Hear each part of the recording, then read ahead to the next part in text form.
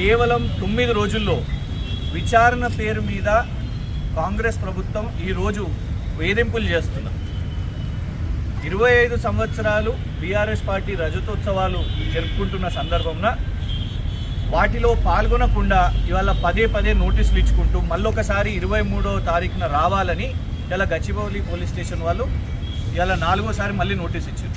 పోనీ పిలిచిన 3వసారన్నా ఈసారి ఏమైనా ప్రశ్నలు అడిగినా అంటే మళ్ళీ సేమ్ 2వసారి ఏదైతే పిలిచి ఏమి ప్రశ్నలు అడగకుండా ఎలాగైతే కూర్చోబెట్టినో ఇవాళ కూడా ఈ క్షణం వరకు పొద్దున వచ్చినాం, ఇప్పుడు రాత్రి అవుతుంది, ఒక్క ప్రశ్న కూడా అడగలేదు. ఎందుకు ఈ వేధింపు చర్యలు? ఇవాళ అత్యున్నత న్యాయస్థానం సుప్రీంకోర్టే చెప్పింది. అక్కడ జింకలు చనిపోయిన విషయం వాళ్ళ సెంట్రల్ ఎంపవర్డ్ కమిటీలో రిపోర్ట్లోనే ఉన్నది.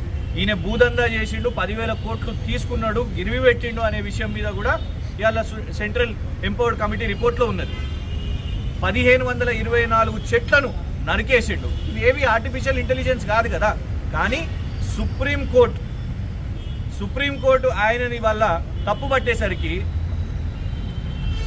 ఇవాళ రేవంత్ రెడ్డి ఏమనుకుంటున్నాడు అంటే పొట్టోని కదా పొడుగోడు కొడతారని అనుకుంటున్నాడు. కానీ పొడుగోడిని పోషమ్మ తల్లి కొడుతుంది అన్నట్టు సుప్రీంకోర్టు ఆయనను మొటికాయలు కొట్టింది.